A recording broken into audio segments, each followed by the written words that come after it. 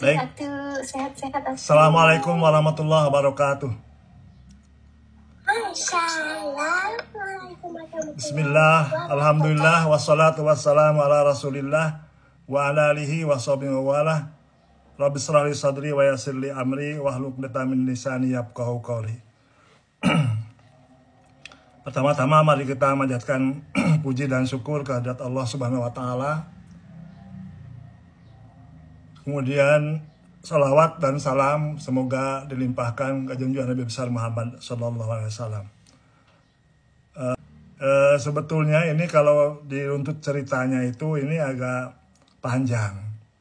Kenapa ada pengajian seperti ini? Asbabul wurud atau orang Prancis bilang raison d'être. Latar belakang ada pengajian ini adalah yaitu Denadia itu ingin Miyah ya, ingin mengaji gitu ya, ngaji kitab-kitab kemudian tanya kepada saya kira-kira ngaji di Jogja sama siapa. Kemudian saya kasih informasi ya beberapa teman atau guru yang ada di sana. Saya sebutkan antara lain Pak Dr. Kiai Haji Malik Madani kan, dan yang lain-lainnya. Ternyata mungkin ada kesulitan. Sudah beberapa bulan berniat Miyah Nadia itu untuk ngaji. Ternyata waktu minggu kemarin, waktu datang ke Jogja, ditanya lagi, wah belum dapat Pak katanya. Kemudian langsung Miyah Nadia ini mengajukan, bagaimana kalau ngaji sama papa aja dengan atas Zoom. Lah kalau memang ini ya sudah tidak apa-apa lah ya, untuk sarana silaturahmi gitu kan, sehingga abah, nenek dan semuanya ini kan bisa ketemu dalam waktu yang singkat ini, sehingga bisa bersilaturahmi, saling mendoakan.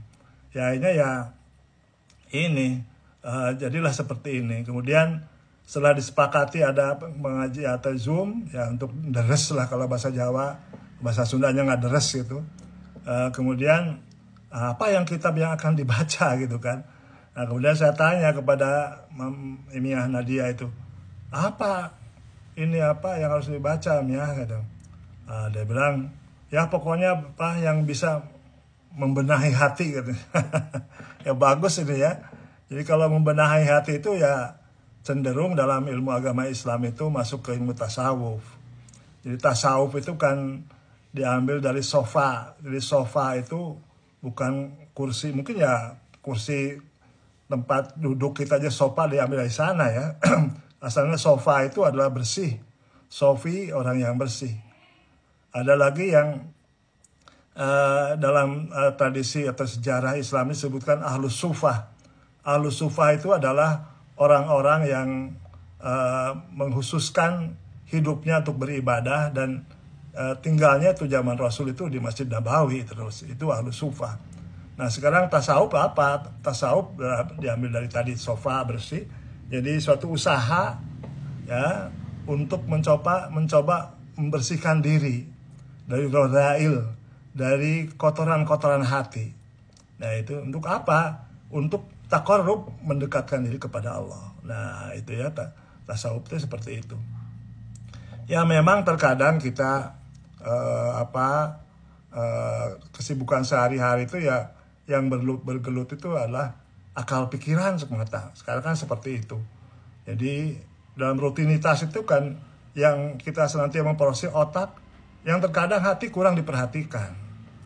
Ya mungkin Miyah Nadia ini sehari-hari sibuk dengan marketing, bagaimana agar peminat ke UI terus meningkat. Mungkin Papih Wawan yang sekarang mendapat jabatan baru Jakarta memutar otaknya bagaimana agar nasabah terus meningkat. Ayah Dimas memikirkan obat yang cocok jika terjadi emergensi. Denizal berpikir bagaimana agar produk yang dipasarkannya banyak diminati pelanggan. Kemudian Mami Pia ada yang ditinggalkan sementara oleh Papih Wawan ke Jakarta. Bagaimana mengelola anak ini ya. Ini juga kan semuanya kan menggunakan akal pikiran. Terkadang hati itu terabaikan. Padahal kan dalam ajaran Islam itu ya kedua-duanya itu harus diolah secara balance ya. Harus ada tawazun, harus ada keseimbangan. Ya, harus ada keseimbangan. Kemudian sebagaimana dalam Al-Qur'an sendiri kan yang disebutkan untuk memahami itu memahami suatu fenomena itu tidak hanya diserahkan saja kepada akal pikiran. Memang kan afala ta'qilun gitu kan. Apakah kau tidak berakal, tidak bisa memikirkannya. Tapi ya ada juga sindiran di dalam Al-Qur'an disebutkan a'udzubillahi minasyaitonirrajim lahum qulubun la yafqahuna biha. Mereka memiliki hati yang hati itu tidak bisa memahaminya. Nah, ya, yang tidak bisa memahami orang-orang itu dengan menggunakan hati itu. Nah, jadi ini kan ada himbauan. Jadi dalam memikirkan fenomena itu bukan saja dengan akal, tapi juga dengan hati. Malah dalam Al-A'raf disebutkan, a'udzubillahi minasyaitonirrajim, walaqad dzara'na li jahannama katsiran minal jinni wal insi lahum qulubun la yafqahuna biha wa lahum a'yunun la yubsiruna biha wa lahum adhanun la yasma'una biha ulaika kal an'am bal hum adall ulanar, kata Allah, telah menciptakan banyak dari kalangan jin dan manusia untuk masuk neraka jahanam. Kenapa? Karena kesesatan mereka memiliki hati yang tidak mereka pergunakan untuk memahami. Nah, ini kan dari Al-Qur'an. Neraka jahanam itu akan dipenuhi oleh jin dan manusia. Kenapa? Karena mereka memiliki hati, ya, tapi tidak mereka pergunakan untuk memahami ayat-ayat Al-Qur'an, ayat-ayat Allah. Nah, makanya ini kan saya kira usulan yang bagus ya. Kalau kita ada kajian tasawuf ini biar tidak disindir oleh ayat tadi ya. Mereka memiliki hati yang tidak mereka pergunakan untuk memahami ayat Al-Qur'an, ayat-ayat Allah, dan mereka memiliki mata yang tidak mereka pergunakan untuk melihat. Nah, dalam Al-Qur'an itu digunakan di sini juga a'yunun la yubsiruna biha. Biasanya kalau a'yunu yang duruna ya, dalam bahasa Al-Qur'an itu ini kan sangat jeli sekali dalam penggunaan diksi-diksi itu. Lahum a'yunun, mereka memiliki mata, la yubsiruna biha, mereka tidak melihat. Tapi ingat, basara ya yubsirun ini beda dengan yang durun ya. Kalau yang durun melihat dengan mata kepala, tapi yubsirun dengan mata hati. Nah, itu ya. Ini yang sama-sama melihat, tapi alat yang digunakan ya lain. Mata yubsirun melihat dengan kolbu tadi ya. Walahum adhanun la yasma'una biha, mereka memiliki telinga tapi tidak dipergunakannya. Ulaika kal an'am, mereka itu bagaikan binatang. Balhum adall, malah mereka itu lebih sesat. Ulaika humul ghafilun, ya, bahkan lebih sesat. Mereka itu orang-orang yang lengah. Nah, ini jadi dari ayat tadi ini mengingatkan kepada kita bahwa dalam kehidupan sehari-hari ya kita tidak hanya menggunakan akal pikiran saja, tapi juga kolbun itu harus digunakan. Ya, makanya itulah muncullah pengajian pada kesempatan ini. Dan insya Allah kalau Allah mengendaki dan kita dalam keadaan sehat, itu setiap Sabtu ya jam 9 pagi kita akan mengaji kitab Riyadhus Shalihin. Nanti akan ada profilnya bagaimana Riyadhus Shalihin itu ya. Yang Riyadhus Shalihin asalnya kan taman orang-orang yang soleh, dan isinya nanti kita akan jelaskan secara garis besar. Sudah barang tentu dalam kesempatan ini saya mengucapkan banyak terima kasih pertama kepada UII ya yang telah memfasilitasi Zoom. Terima kasih juga kepada toko kitab Farid yang telah memfasilitasi pengadaan kitab Riyadhus Shalihin beserta 4 kitab syarahnya. Baik, dalam kesempatan ini mungkin untuk memulainya kita lihat profil kitab Riyadhus Shalihin. Jadi, tapi sebelum itu dalam tradisi pesantren biasanya sebelum pengajian dimulai itu ada doa dulu untuk penulis kitab. Penulis kitabnya itu yaitu Riyadhus Shalihin adalah Imam An-Nawawi, dan juga pensyarahnya Dalil Falihin ya bernama Muhammad bin Ahlan As-Siddiqi Asy-Syafi'i. dan seluruh guru-guru masyayikh kita yang baik yang masih ada atau yang tidak ada, kita doakan bi ulumi nafa'ana Allah bi ulumihi wa ma'arifihi, Allah maghfir lahum warhamhum wa'afi ma'fanhum. Al-Fatihah. Al-Fatihah. A'udzubillahi minasyaitonir rajim. Bismillahirrahmanirrahim. Alhamdulillahirabbil alamin. Arrahmanirrahim. Malik iyyaka na'budu wa iyyaka nasta'in. Ihdinas siratal mustaqim. Siratal ladzina an'amta alaihim. Ya, kitab Riyadhus Shalihin adalah nama salah satu kitab kumpulan hadis Nabi Muhammad SAW yang berarti taman orang-orang soleh, yang disusun oleh Imam Abu Zakaria Yahya bin Syaraf An-Nawawi atau Imam Nawawi. Riyadhus Shalihin dimaksudkan untuk mengumpulkan hadis-hadis yang sahih yang dapat menjadi perintis jalan menuju akhirat, tuntunan adab lahir dan batin, menghimpun anjuran dan ancaman akhlak, kemudian obat hati, pemeliharaan badan dan lain-lain. Pada kitab ini hadis-hadis dikelompokkan ke dalam bab-bab berdasarkan tema utama. Misalnya tentang akhlak, ada ikhlas, ada sabar, ada tawakal, ada takwa, hubungan sosial dan seterusnya. Ada adab, sopan santun, umpamanya malu, menjaga rahasia, menepati janji, menghormati tamu, ya, tertib makan, ada berpakaian, mengucapkan salam. Nah, itu ada dalam Riyadhus Shalihin yang insya Allah kita kaji bersama. Ada juga adab yang terkait dengan orang sakit dan orang yang meninggal. Kemudian keutamaan baca Quran, keutamaan terkait berbagai macam sholat dan puasa, jihad, dzikir dan doa, serta larangan-larangan terkait ibadah, muamalah dan kebiasaan hidup yang tertentu. Ya, kemudian yang pakai rujukan dalam deres ini kita ini adalah ada syarahnya. Jadi kitab-kitab terutama kitab-kitab lama ya, setiap kitab lama karena memang sangat simpel, maksudnya sangat singkat, maka dibutuhkan syarah, penjelasan dari kitab itu. Dan ini banyak sekali juga Riyadhus Shalihin pensyarihnya atau yang mensyarahkannya, kitab-kitab yang mensyarahkannya. Tapi yang saya pakai di sini adalah Dalilul Falihin. Dalilul Falihin itu artinya panduan menjadi orang-orang bahagia. Nah, ya.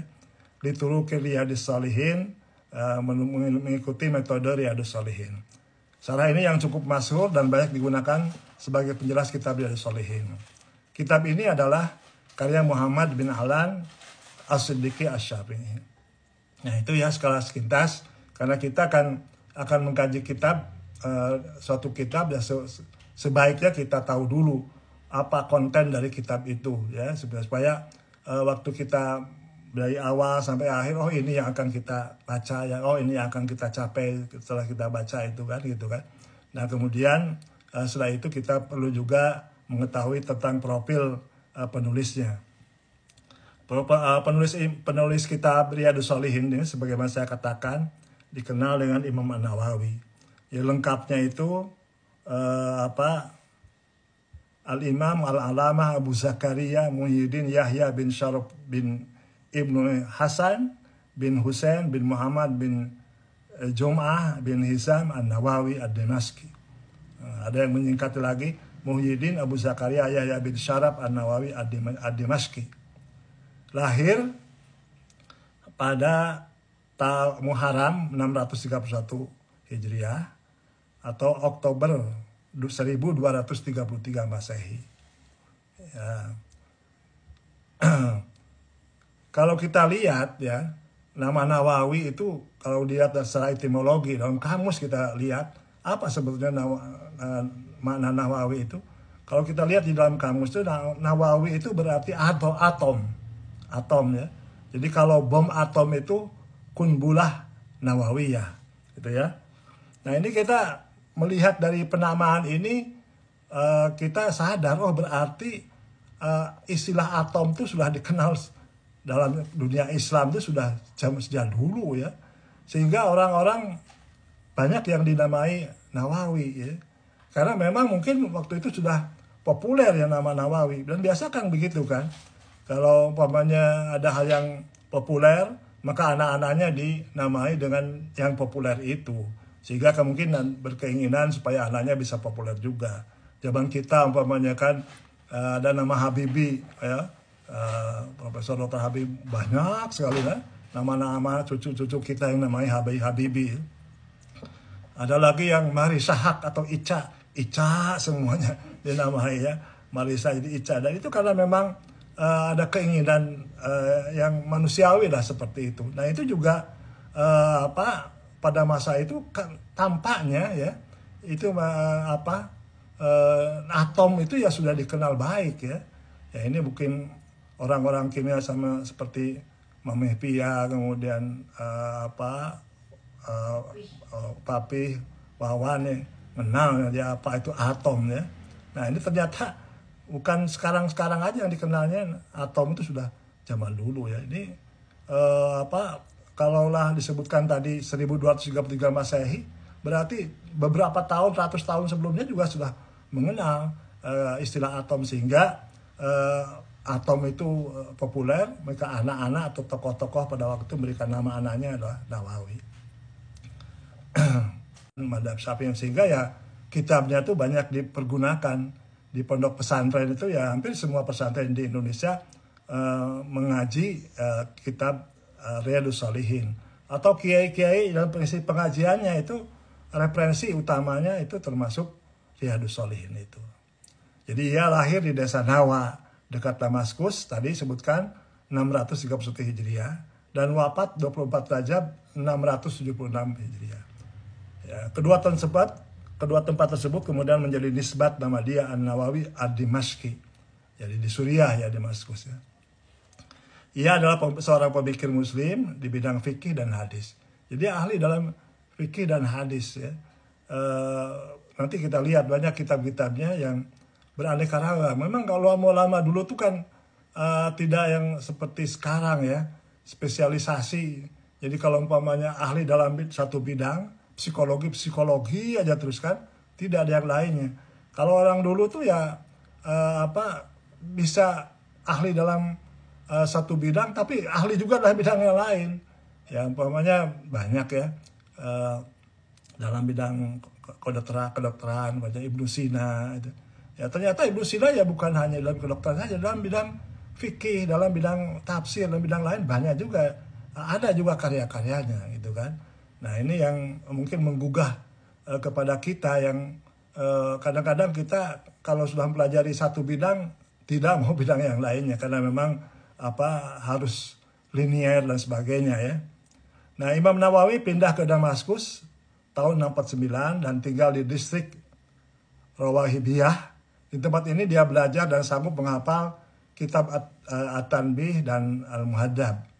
Semasa hidupnya ia menyibukkan diri dengan menuntut ilmu, menulis kitab, menyebarkan ilmu, ibadah, wil, dan sebagainya.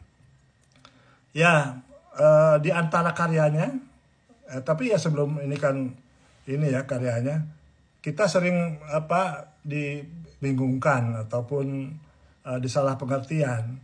Karena memang ada banyak ya nama Nawawi ya, ulama bernama Nawawi, ada beberapa yang terkadang kita salah mengartikan. Padahal Nawawi yang satu dan Nawawi yang lainnya berbeda. Nah, ada satu lagi nama itu Nawawi. Kalau tadi kan Ad-Dimashqi dari Damaskus ya, dari Damaskus, dari Syria. Ada lagi Nawawi Al-Bantani. Nah, ini kalau Nawawi Al-Bantani itulah orang Indonesia. Kalau Nawawi Al-Bantani itu. Ya, jadi Nawawi Al-Bantani itu orang Banten. Jadi lengkapnya itu Al-Imam Al-Alama Syekh Muhammad Nawawi bin Umar Al-Jawi Al-Bantani At-Tanari Asy-Syafi'i. Gitu ya. Yang lahir di Banten, di Tanara Serang. Sekitar tahun 1230 Hijriah atau 1813 Masehi. Wafat di Mekah. Sekitar tahun 1897 Masehi.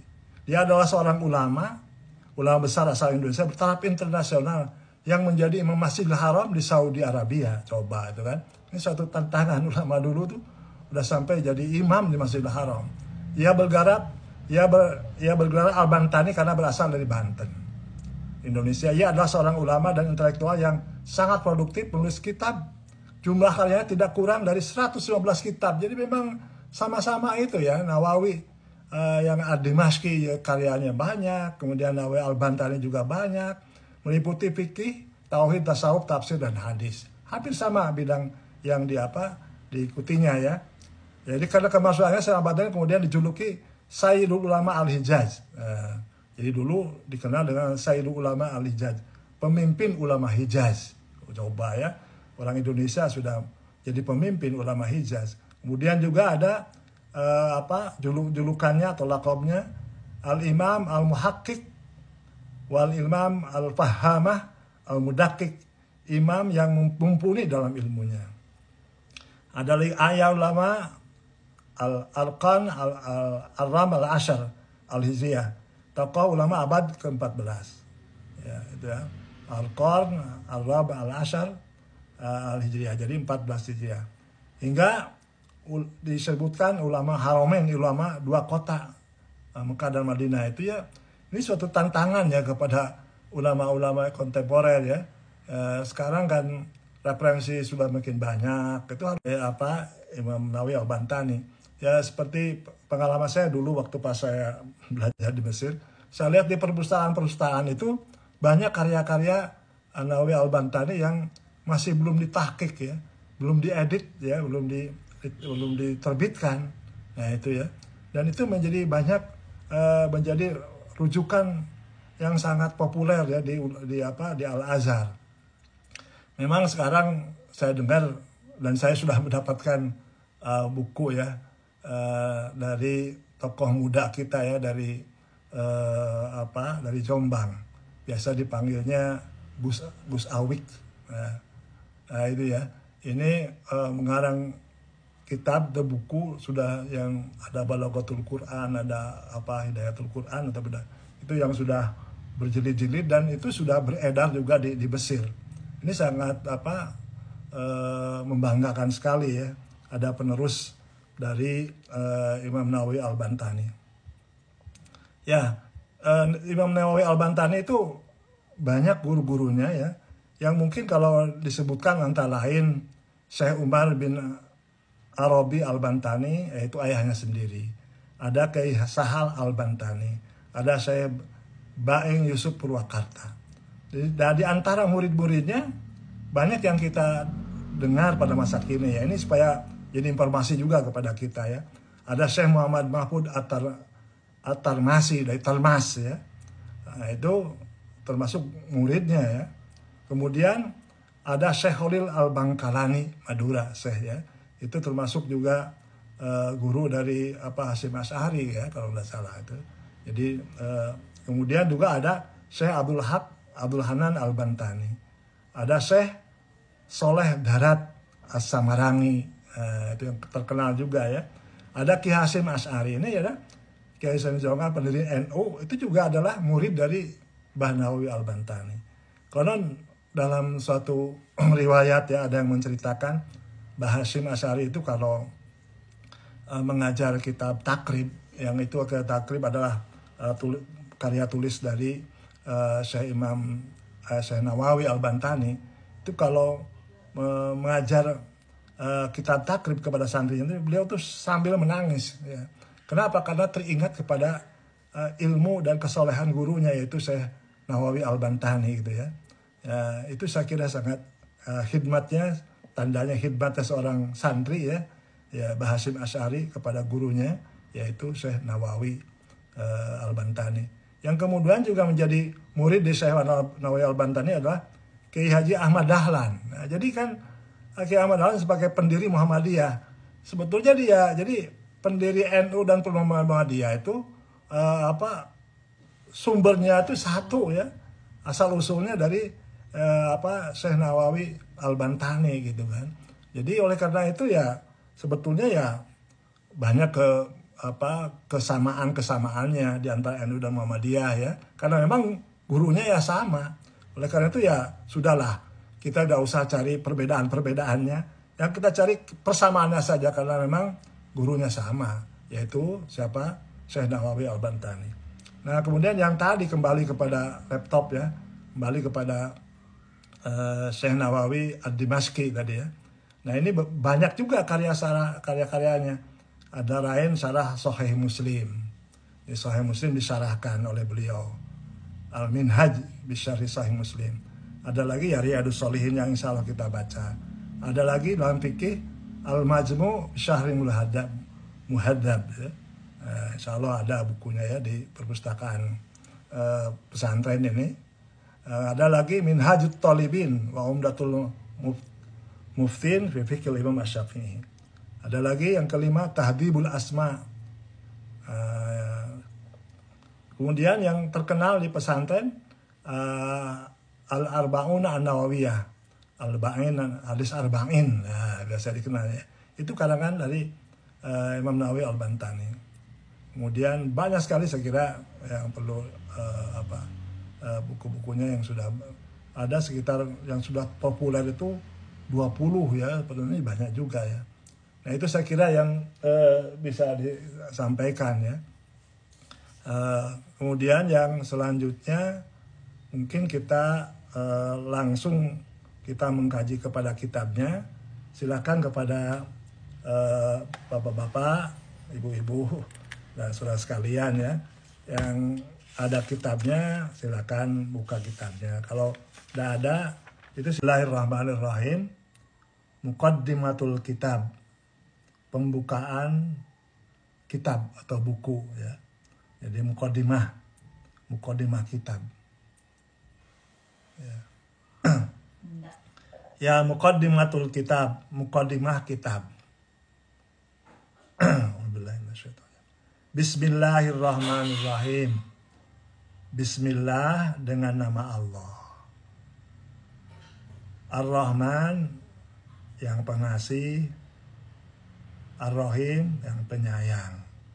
Itu ya biasa dalam terjemahan terjemahan Departemen Agama atau terjemahan bahasa Indonesia umumnya seperti itu. Tapi kalau kita teliti secara etimologi, secara kebahasaan, memang kata Ar-Rahman dan Ar-Rahim itu dibedakan. Ya. Kata Ar-Rahman dan Ar-Rahim itu dibedakan. Jadi Ar-Rahman itu wazan fa'lan. Ya asal katanya sama dari Rahima.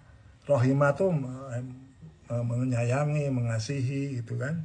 Sama dari Rahima, tapi dengan ada perubahan bentuk ya wazan, maka akan merubah pemaknaan itu ya.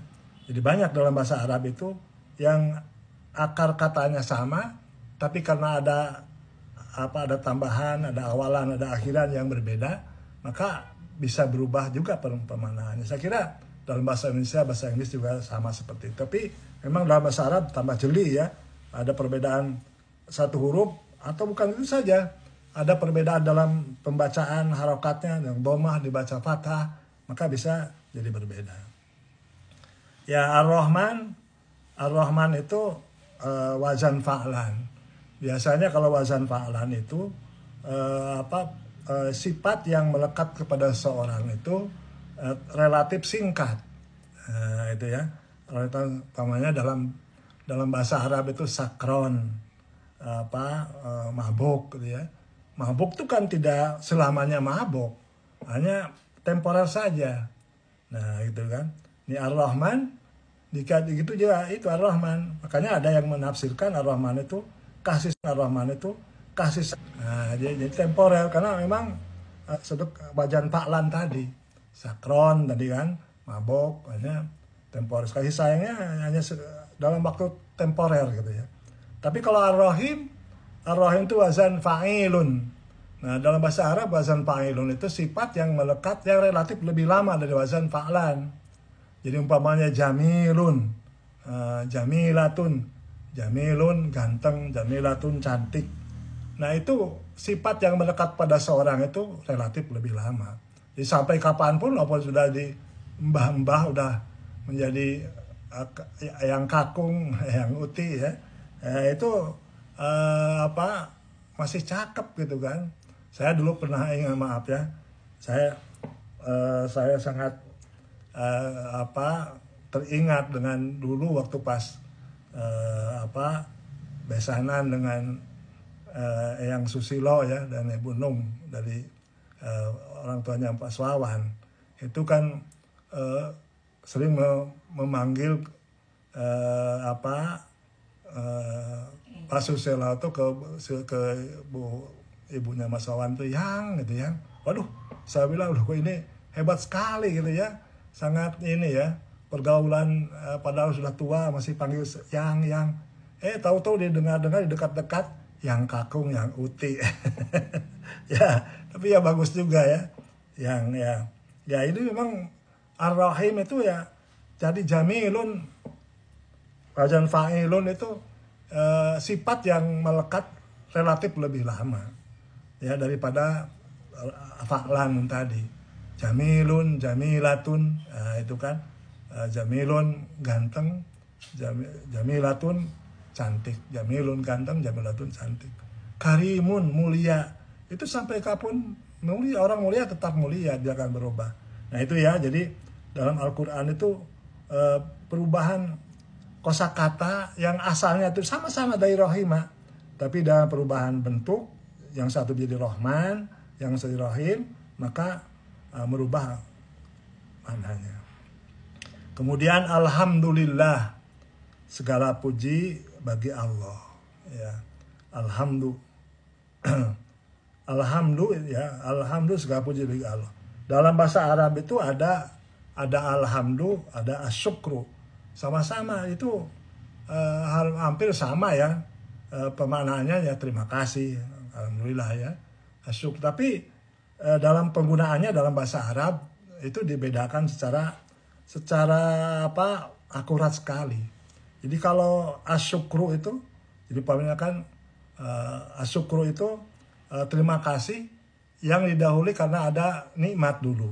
Jadi kalau ada orang yang mengasih kepada kita, pokoknya apa gitu ya, hadiah lebaran, syukron, nah gitu kan, kita ucapkan syukron. Saya ingat waktu di Saudi dulu tuh waktu bimbing haji, ada jamaah haji diajak ngasih permen kepada orang Arab, ngasih permen. Senang sekali kan orang Arab kalau dikasih yang manis-manis tuh, permen tuh. Orang Arab tuh bilang syukran. Nah, dia bingung kan, karena orang Arab kelihatannya menunggu jawaban gitu. Nah, terus saya tanya kepada jamaah haji, terus kalau Bapak jawabnya apa? Aduh, kalau saya ingat di Indonesia tuh ada nama kiai di Jakarta, syukron tuh syukron Makmun. Akhirnya saya jawab Makmun gitu ya. Syukron Makmun. Padahal ya kalau ada ucapan syukron gitu ya, ada syukron terima kasih, biasanya dijawabnya afwan atau al-afu. Afwan itu maaf gitu ya. Kalau katakan syukron dijawab maaf. Kenapa maaf? Karena secara filosofi ya, bahwa nikmat itu bukan milik yang memberi manusia ini, tapi adalah yang ngasih adalah Allah. Makanya dikatakan maaf gitu ya. Makanya sering kalau dalam percakapan bahasa Arab itu pokoknya syukron, afwan, asyukru lillah, sambil jari itu telunjuk diangkat ke atas. Jadi kalau ada yang mengatakan syukron, afwan, asyukru lillah, sambil gitu kan ya. Jadi memang dalam bahasa Arab tuh sering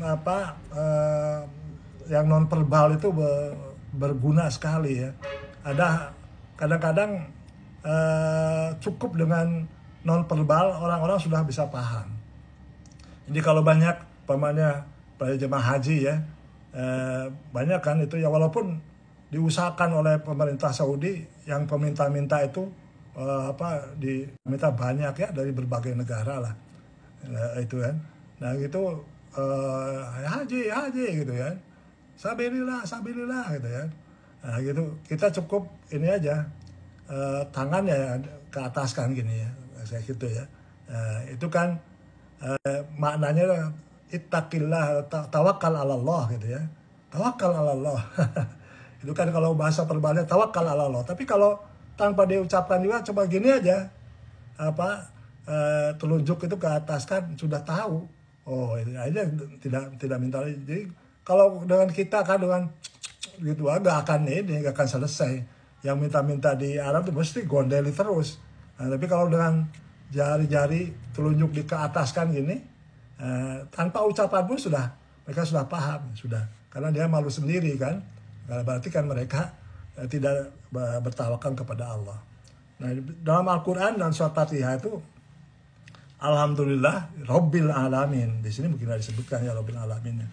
Tapi kayak sekalian aja ya. Dalam Al-Quran itu Alhamdulillah Rabbil Alamin.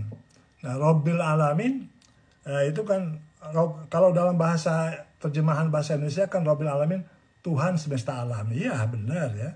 Tuhan semesta alam. Tapi kalau diteliti lagi, ditelisik lagi di dalam bahasa Arab, Rob itu kan Robba yurobbi tarbiyatan, pendidikan. Makanya kan fakultas tarbiyah ya, fakultas pendidikan. Itu dari asal kata Robba yurobbi tarbiyatan. Jadi maka Alhamdulillah Rabbil Alamin, Rabbil Alamin Allah yang mendidik seluruh alam. Alam flora, alam fauna, semuanya itu Allah yang mendidiknya. Nah, gitu kan. Saya pernah dulu lihat dulu kan sering di TV itu di flora fauna itu disiarkan. Sekarang kayaknya kok sudah jarang ya. Saya melihat ada bunga-bunga atau daun-daun ya yang mungkin ada yang paham daun apa ya atau bunga apa, itu yang terbuka aja gitu. Ternyata kalau ada serangga itu bunga itu menutup langtak gitu kan, dan serangga itu tidak bisa keluar lagi, dan itu mungkin caranya memakan ataupun memanggil sari-sarinya dari serangga itu, kemudian diserap ya oleh tumbuh-tumbuhan itu. Nah, yang mengajarnya itu ke siapa? Kalau bukan Allah, kan nggak ada juru tani dari pertanian yang mengajari kepada bunga-bunga atau kepada daun-daunan. Nanti kalau ada serangga masuk ditutup ya, nggak ada. Nah, itu kan yang mengajar karena Rabbil Alamin, Tuhan semesta alam. Nah, itu. Jadi ada tafsir yang secara panjang lebar menjelaskan seperti itu. Bagaimana sari-sari makanan dari tanah bisa sampai ke buah-buahan umpamanya jagung, itu kan bagaimana fungsinya serabut-serabut yang ada di buah jagung itu. Wah, itu sangat indah sekali ya. Dan itu semuanya penjelasan atau kelanjutan dari Rabbil Alamin. Ya, belum nanti kan kita kan sering memahaminya Rabbil Alamin itu ya kepada dunia manusia saja. Padahal dunia hewan, bagaimana hewan bisa menyayangi anaknya, singa ataupun musang atau apa yang kelihatannya buas, tapi sangat sayang kepada anaknya. Nah, siapa nih yang mendidiknya kalau bukan Allah? Rabbil Alamin. Nah, ini ya. Jadi sangat indah sekali. Kemudian yang selanjutnya tadi ya, Alhamdulillahi, segala puji bagi Allah. Ya tadi maaf tadi ya, jadi tentang alhamdulillah tadi. Jadi kalau tadi bedakan dan alhamdulillah dan asyukru ya. Jadi kalau asyukru itu syukron tadi ya, terima kasih. Kalau didahului ada nikmat, ada yang memberi, maka sebutkan syukron gitu kan. Tapi kalau alhamdulillah itu tidak dibatasi ada yang memberi atau tidak. Jadi ucapan terima kasihnya kepada Allah bukan karena ada pemberian atau tidak pemberian, itu kan. Beda dengan syukur. Syukur tadi kan sudah ada pemberian dahulu. Jadi makanya para ulama kan terutama dalam tasawuf ya, ada ajaran yang apapun yang kita peroleh, apapun yang kita rasakan ya di dunia ini, baik yang manis, yang pahit, maka kita harus tetap mengucapkan alhamdulillah. Nah, gitu kan. Jadi kalau umpamanya alhamdulillah, itu saja ya. Jadi nggak usah, kalau bukan dokter yang tanya ya nggak usah diceritakanlah penyakit-penyakit itu ya. Itu kan kecuali kalau umpamanya dengan dokter ataupun kita diskusi tentang mungkin penyakitnya sama sehingga mungkin ada pengalaman. Tapi kalau umpamanya secara tiba-tiba langsung kita bercerita tentang penyakit-penyakit kita kepada orang lain yang bukan tempatnya, bukan dokter, itu saya kira kurang tepat ya dalam ajaran tasawuf ya. Karena seakan-akan kita tidak menerima apa yang telah ditakdirkan Allah kepada kita. Padahal kita dianjurkan dalam keadaan apapun harus mengucapkan hamdalah, alhamdulillah. Ya, begitu ya. Jadi alhamdulillah al-wahid, al-wahid, al-wahid yang esa. Ya, al-wahid yang esa, yang maha esa. Al-Qahhar yang maha perkasa. Al-Qahhar asalnya kan qahara itu adalah memaksa, ya, itu ya. Al-Qahhar, jadi yang maha perkasa, yang maha memaksa, ya itulah hanya Allah. Makanya kita gak boleh nama orang atau manusia dinamakan Qahhar, yang memaksa, gak boleh, itu nama Allah.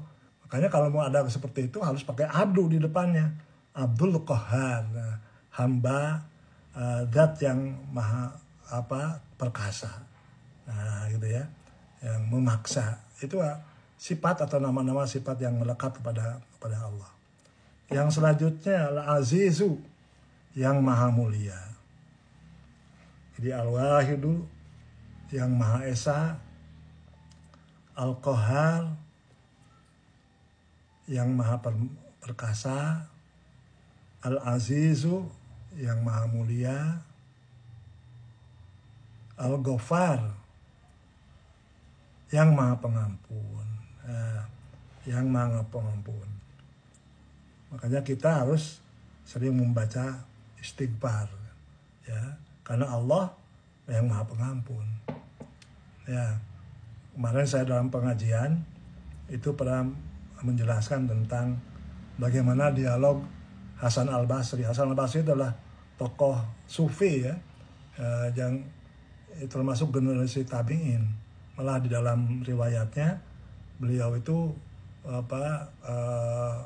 sangat dekat dengan keluarga baginda, terutama istrinya Rasulullah ya, karena memang ibunya itu menjadi pembantu khadimah di keluarga Rasulullah, sehingga disebutkan Hasan Al-Basri pernah disusui oleh Ummul Mukminin ya, oleh si baginda Rasulullah SAW. Nah, di antara ajarannya Hasan Al-Basri ya, suatu saat nanti kita juga akan mencoba ya membuka tentang riwayat Hasan Al-Basri, di mana Hasan Al-Basri itu pernah ditanya oleh beberapa orang. Jadi yang pertama ada yang bertanya kepada Hasan Basri, Hasan Basri bagaimana saya ini dalam keadaan paceklik, kesulitan dalam ekonomi, apa yang harus saya lakukan? Kata Hasan Basri, istighfarlah kepada Allah, gitu kan. Kemudian juga ada ya Hasan Basri, saya sudah lama udah punya anak ini, apa yang harus saya lakukan? Istighfarlah kepada Allah, ya, gitu. Kemana kebun-kebun saya kekeringan, kemarau panjang, gitu kan. Wala istighfarlah. Nah, semua yang permasalahan yang dialami di kesulitan di dunia ini, termasuk sakit dan apa itu ya, jawabannya ya harus istighfar kepada Allah. Karena dan itu bukan pendapat Hasan Basri, ternyata ada rujukannya dalam Al-Quran yang memang dalam keadaan seperti apapun kita harus membacakan istighfar. Ada yang umpamanya ulama sufi juga yang menyebutkan kalau kita punya menderita penyakit apa ya, maka dawam kalah katanya dari dari setelah sholat subuh itu sampai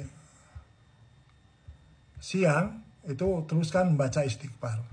Nah itu, jadi banyak ajaran-ajaran dalam tasawuf seperti itu. Ya, yang selanjutnya ya, dat Allah yang merubah al-lail itu malam, al-nahar kepada siang, yang merubah malam pada siang. Ya, yang merubah siang kepada malam, malam siang itu hanya Allah. Tidak ada yang bisa melakukannya. Sehingga pas dialog atau debat antara Nabi Ibrahim dan Namrud itu kan, dalam dialog bahwa Namrud dia katakan bahwa saya bisa menghidupkan dan bisa mematikan, gitu kan. Kemudian dia buktikan, dia keluarkan dari penjara 2 orang. Kemudian lihat, kata Ibrahim, saya bisa menghidupkan dan bisa mematikan.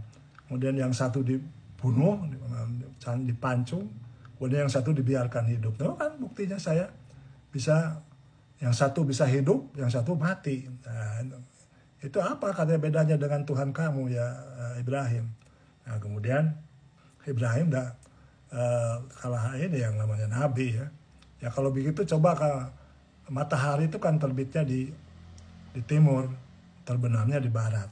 Nah saya sekarang kamu ini kan dengan kekuasaanmu kalau memang kuasa, terbitkanlah matahari itu di barat dan terbenamkan di timur. Apa buhitalah di kabar. Makanya dia Namrud itu bisa apa-apa. Nah ini karena memang yang memutarkan antara siang dan malam itu adalah hanya Allah. Ya saya kira itu saja, waktunya sudah habis. Ya ingin untuk beberapa menit ini untuk silaturahmi.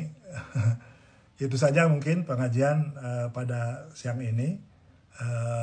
Marilah kita tutup pengajian, dan insya Allah kalau disepakati kita jam 9 tiap hari Sabtu. Nanti kalau di luar Ramadan mungkin bisa diganti keadaan yang lainnya.